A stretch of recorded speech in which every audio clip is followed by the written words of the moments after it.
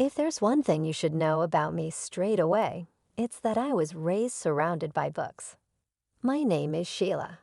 My dad had a large publishing firm, so it wasn't simply piles of them at home.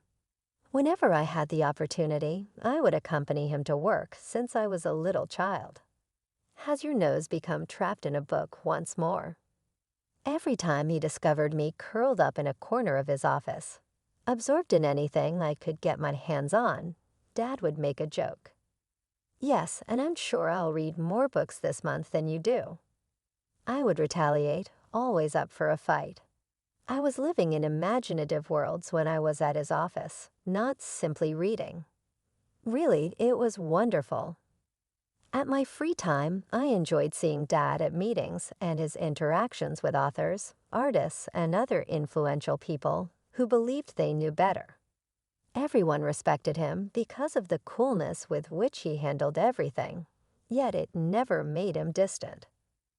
I carry my passion for reading into adulthood by becoming a teacher and influencing young people to perhaps like reading as much as I did.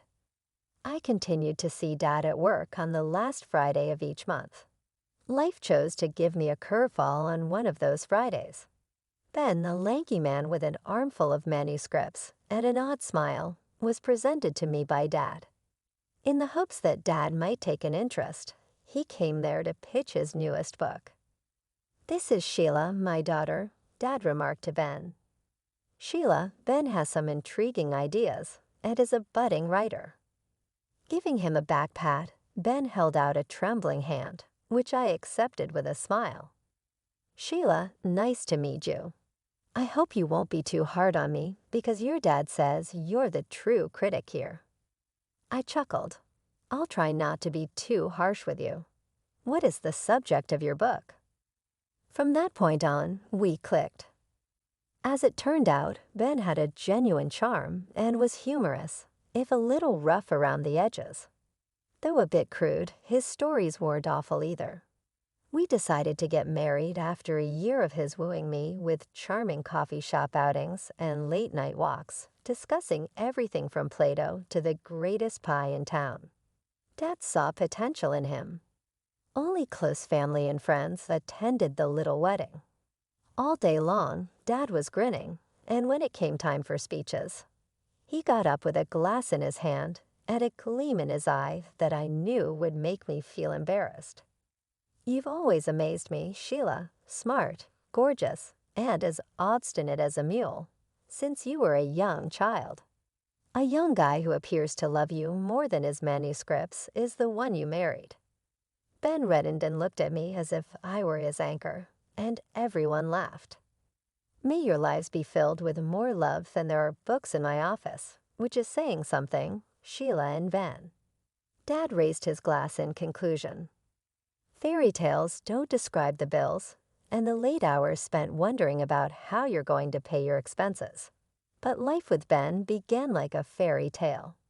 Despite my belief in Ben's brilliance, the world didn't appear ready to bite, and his books weren't exactly flying off the shelves.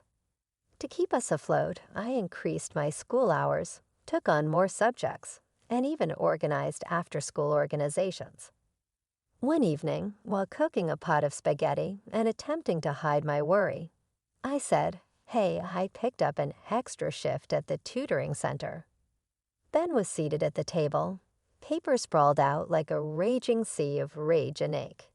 His eyes were weary yet appreciative as he gazed up. "With all this effort, you're killing yourself, baby. Perhaps I should put writing on pause for a while and find a normal job." I approached him, held his hand, and felt the rough edges of his fingers from all the writing he had done. "No, I'm confident you'll succeed. Let's just continue a little bit longer, shall we?" "All right," he said. "Your stories need the right eyes, but they're good." With a wordless thank you lingering between us, he gripped my hand. We had a late supper that evening and discussed his most recent novel, which was unsuccessful. It wasn't unusual for Dad to come by one day, but the expression on his face was. His phrase, "I have an idea," generally indicated that something intriguing was about to happen. Have you ever considered writing for children, Ben? Sheila has all the inside information, after all. While casually looking over one of Ben's rejected novels, Dad recommended that she consider spending her days with them. Ben raised his eyebrows as he turned to face me. You know, kids. What are your thoughts? Could I do it? Excitement rising, I nodded. You certainly could. I can tell you what kids enjoy and what stories they remember. Together, we could give it a go. So we did. We started having brainstorming meetings at night. Ben would weave stories out of the stories I told him about the games the kids played and the things they laughed at when I got home from school. Working together to create environments for kids that resembled my pupils so much seemed appropriate. As the months passed, our first children's book, a tale about a cunning raccoon with a golden heart, began to take form. Dad was really helpful. He gave us advice on how to sell it to his contacts and promote it. We thought we had won the lotto when we eventually secured a publishing agreement. Let's celebrate Rocky Raccoon and hope he's only the start of many. One night in our tiny kitchen, which seemed suddenly too small for our expanding aspirations, Ben toasted while holding up his drink. To Rocky. With a full heart, I repeated, believing that perhaps, just possibly, we had turned a corner. Rocky Raccoon was only the first step. After the first book hit the shelves and kids went nuts for it, Dad and I knew we had something special. We buckled down, turning out stories faster than you'd believe. Our little office at home became a workshop of dreams, paper everywhere, ideas scrawled on walls, and endless cups of coffee. One evening, as we were knee-deep in our third book, Ben tossed his pen down and stretched. Can you believe this, Sheila? From barely paying the bills to signing autographs at book fairs. It's nuts. I laughed, tossing a crumpled paper ball at him. We're not quite J.K. Rowling yet, but yeah, it's wild. Kids are actually dressing up as our characters for Halloween. Ben picked up the paper ball, shot a grin at me, and threw it back. And to think all this started with your idea to write for kids. You were right on the money. As our fame grew, so did the opportunities. Invitations to schools, interviews, even a TV spot. I was teaching less and writing more, which was a dream come true in its own way. Dad was over the moon, always bragging to anyone who'd listen. Ben and Sheila, the dynamic duo, you guys are smashing it. Dad said one day, dropping by with a new contract from a big-name publisher. They want a series. Can you believe it? A whole series based on your characters. Ben, who was usually the cool one, nearly jumped out of his chair. A series? That's big. Big league, baby. Sheila, we've hit the jackpot. As our book series took off, our lives changed in ways we'd never imagined. We bought a new house with more space for our work, and every room felt like a piece of our success. Celebrations were frequent, with friends and family always eager to toast to our success. At one particularly lively party with our closest friends raising glasses in our new living room, I took a moment to watch Ben laughing and sharing stories. I felt a mix of pride and a twin of fear. Were we ready for all this change? Hey, you okay? Ben noticed my quiet moment and sidled up beside me. Yeah, it's a lot, isn't it? But good, really good. I smiled, leaning into his side. He kissed my forehead, wrapping an arm around me. It's more than good. It's everything we dreamed of, and I couldn't have done any of this without you, Sheila. Life got even more hectic, but in a way that made every busy moment worth it. Soon enough, I was cradling our newborn son, deciding to step away from teaching to focus on our family. With Ben's writing now more than enough to support us comfortably, I threw myself into being a mom and a collaborator on each new book. Even though I wasn't in the classroom, I kept my hand in education by channeling what I knew about kids into our stories. "Look at us, huh?" I said to Ben one night as we looked over our latest manuscript, the baby asleep in the next room. "Making books and raising a little boy. I think we're kind of superheroes."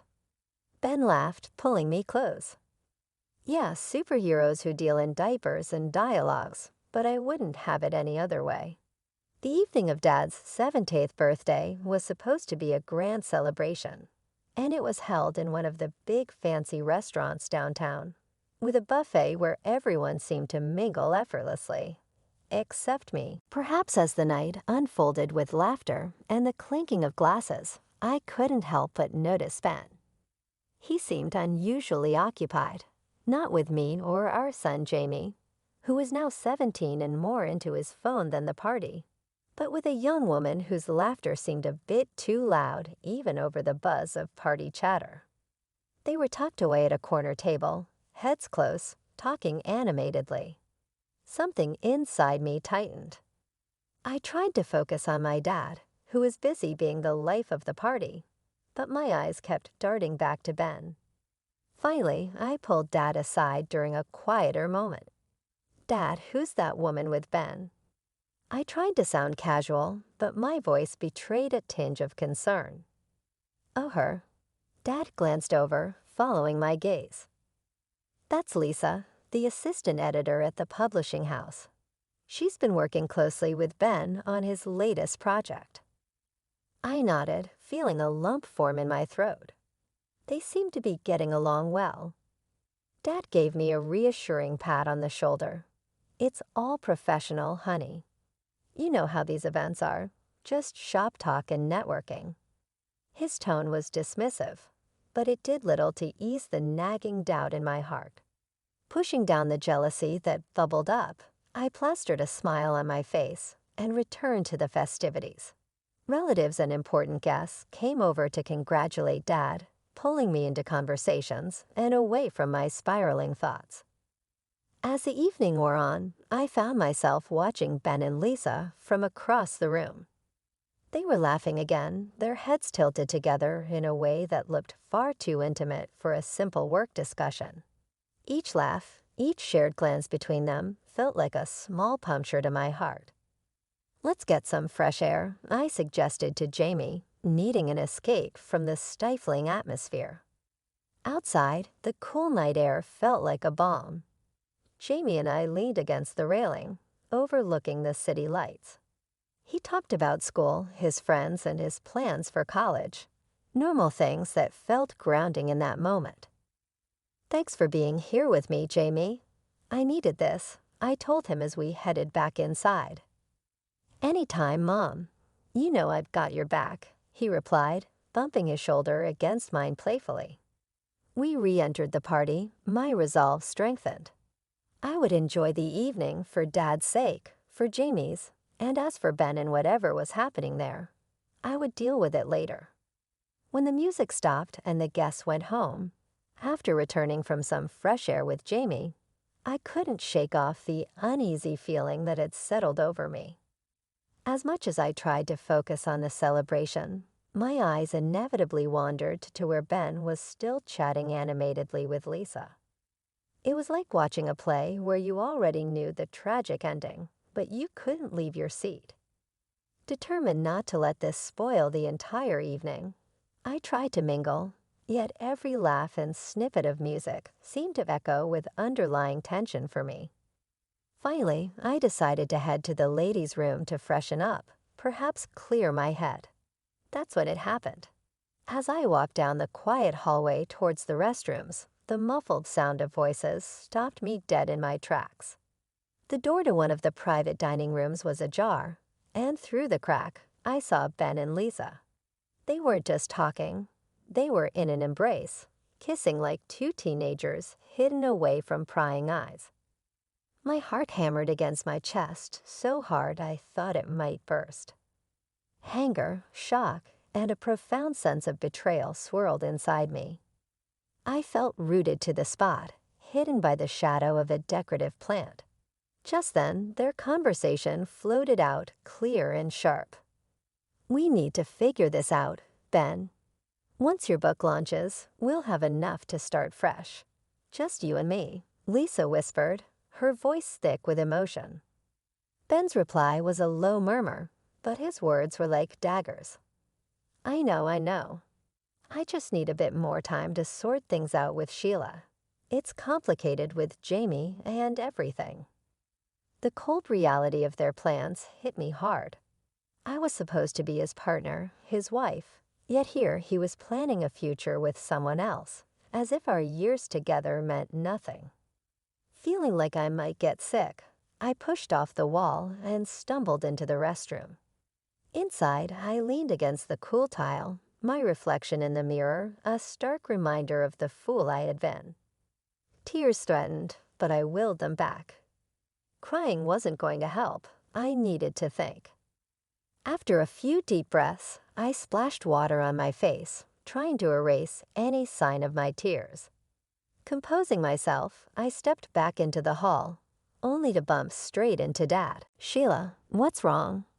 "You look pale," Dad said, his voice full of concern as he noticed my disheveled appearance.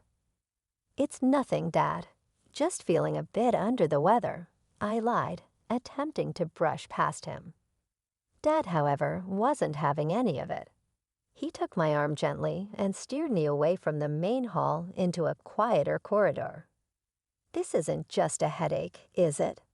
Talk to me, honey." The floodgates opened, and I poured out everything to him, from Ben's frequent late nights to what I had just witnessed. Dad listened, his face hardening with every word. "This needs careful handling, Sheila. We'll sort it out, don't you worry," he assured me, his tone firm yet soothing. "Let's meet at the detective's office tomorrow. We'll get to the bottom of this." Nodding, feeling a mix of relief and dread, I agreed. The rest of the evening was a blur. I couldn't bear to stay any longer at the party, claiming illness, and left with Jamie, who was confused but too sleepy to question much. Ben didn't come home that night, claiming later that he was caught up at work. I knew better now, but kept my newfound knowledge to myself, preparing for what was to come. The next steps needed to be planned with care, and I was grateful to have Dad by my side, ready to face whatever lay ahead. The next morning felt like one of those days when you wake up wishing the world would give you a redo. With a heavy heart and a mind racing with thoughts of betrayal, I drove to the detective's office where Dad had agreed to meet me. He was already there when I arrived, his face a mask of concern and determination. The detective, a middle-aged man named Ron, ushered us into his office. His room was lined with shelves filled with files and 2 chairs opposite his cluttered desk. It looked like a place where secrets came to light, and I braced myself for what was next. "So Mr. Morris told me a bit on the phone. You want to look into your husband's activities, correct?" Ron's tone was professional, but there was a hint of sympathy in his eyes. "Yes, I need to know if what I saw is just the tip of the iceberg," I said, my voice faltering a bit towards the end. Ron nodded, pulling out a notepad. "I'll need some details from you, times, places, any particular people involved besides the woman you mentioned." As I recounted everything from Ben's late nights to the incident at the party, Ron took notes, his expression unreadable. After I finished, he leaned back in his chair, tapping the pen against his notepad. "We'll start with surveillance, check his known hangouts, and track his movements. If he's meeting this woman, we'll find out when and where. Do you want photos or just a report?" "Photos," Dad cut in before I could answer. "We need everything documented, just in case." "Understood," Ron replied. He then looked at me. "It might take a few weeks to gather everything. These things take time and patience." 3 agonizing weeks later, we were back in Ron's office, sitting across from him as he laid out what he had found. The folder he opened seemed to spill out my worst fears.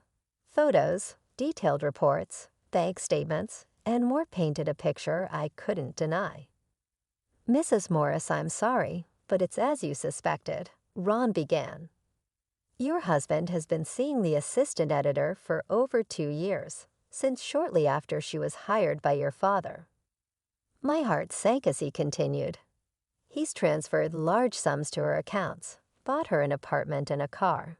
They spend most of their free time together, and from what I've gathered, they've discussed marriage, planning it for after your son turns 18 to avoid any complications with alimony." Dad's face was stone. He reached over and squeezed my hand. His grip was tight. We shared outrage. "This is unbelievable. After everything I've done for him, this is how he repays our family." Dad's voice was low, each word heavy with betrayal. I sat frozen as the realization settled in. The man I had loved and trusted had planned his future on the ruins of our past. "What do we do now, Dad?" My voice was barely a whisper, drowned out by the roaring in my ears. "We'll figure this out, Sheila. We'll make sure he regrets this," Dad said firmly, his jaw set. Dad had invited Ben, me, and Lisa, the assistant editor, to our family home under the guise of discussing a new book. Once we were all seated in the living room, which had always been a place of warmth and laughter, Dad started the meeting in a tone that was unnervingly calm. "Thank you all for coming today. I thought we'd discuss a potential new plot, something real, something revealing." Ben looked uneasy, glancing at Lisa, who was visibly nervous. I sat silently, watching as Dad opened a folder thick with photos and documents, the evidence collected by the detective. He slowly pulled out one photo after another, laying them on the coffee table for all to see. Imagine a book where the main character, a successful writer, betrays everyone who loves him. Dad began, his voice steady but cold. Ben's face drained of color as each photo and document showcased his affair and his financial betrayals. Dad didn't stop there. He recounted how Ben got his start with his help, how I had supported him through thick and thin, writing the early books that made him famous, providing ideas, and editing drafts. "You see, I've invested a lot in you, Ben, and this," he waved at the photos, "is how you've repaid us." Lisa began to cry softly, her hands trembling. "I didn't think it would go this far," she murmured. "I'm so sorry, I'm pregnant." Dad's eyes then turned to her. "And you, young lady, think about the decisions you make and who they hurt." The room was thick with tension, a stark contrast to the decorous surroundings. Then Dad leaned forward, his hands clasped together. "I could make a few calls right now to some very influential friends in the publishing world. What do you think would happen to your career then, Ben?" Ben was shaking, his voice barely audible. "Please, I made a mistake." "That's not enough, Ben," I said, my voice firmer than I felt. I slid the divorce papers across the table. "Sign these.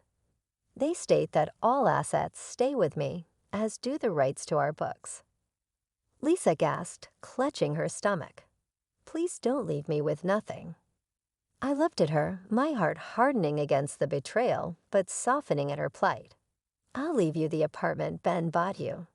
That's more than generous, all things considered." She nodded quickly, wiping her tears and signing the papers. Ben tried to argue, his eyes darting from the documents to Dad's stern face. "This isn't fair. I deserve." Dad picked up his phone, holding it menacingly. "Do I need to make those calls?" Defeated, Ben signed the papers, his hands trembling as he realized the full extent of his losses. Once the door closed behind them, the silence was almost deafening. Dad turned to me, his expression softening. "Sheila, let's focus on a fresh start now. You and Jamie need something better, something new. Maybe think about moving closer to us, getting a new place where you can make new memories." I nodded, feeling the weight of the day settling on my shoulders. I'll think about it, Dad, thanks. The prospect of moving forward felt both daunting and necessary. When I got home, Jamie was waiting, his face anxious as he looked up from his homework. Mom, are you okay? How did it go? I sat down next to him and inhaled deeply. It's finished, Jamie. I'm done, and so is your dad. Both he and I made some decisions. Just you and I are going to start afresh. Jamie took my hand and reached out. He offered prompt and resolute help. Mom, I agree with you. I believe you made the correct decision, even if it has been difficult. Together, let's just go on. We discussed our next course of action extensively during the ensuing weeks. Dad's advice to become closer kept coming back to me. My desire for a new beginning developed, and Jamie and I quickly started searching for a new location where we could start a new life and be nearer to my parents. It took some time to find the ideal home, but once we found, it felt right. A comfortable home that was still our own, but not too distant from my parents. I went back to teaching as we got comfortable. I was reminded of why I enjoyed my job so much when I walked back into the school and saw the children's faces light up and heard their delight and laughing. I was able to regain my strength thanks to these children's unending interest and tenacity. The pattern of life began to return, a new normal that was different but satisfying. Jamie flourished, immersing himself in his academics and finally attending college. He kept me anchored through the changes with his unwavering support and commitment. Dad came over and sat next to me one evening as I was enjoying the sunset from the veranda of our new house. Sheila, you did a great job. You have my admiration. I'm grateful, Dad. Although starting again hasn't been simple, it feels appropriate. It has allowed us both to recover and develop to be here with you and Mom. Gazing out over the yard, he nodded. Life throws some tough lessons our way, but how we come out of them, that's what defines us. I had a calmness I hadn't experienced in a long time as we sat there, the evening's calm enveloping us. Indeed, the journey had been unbelievably difficult, but now we were united and stronger. My days were filled with the joy of working with the kids and the affection of my family. I had returned to a life where I could flourish and find pleasure.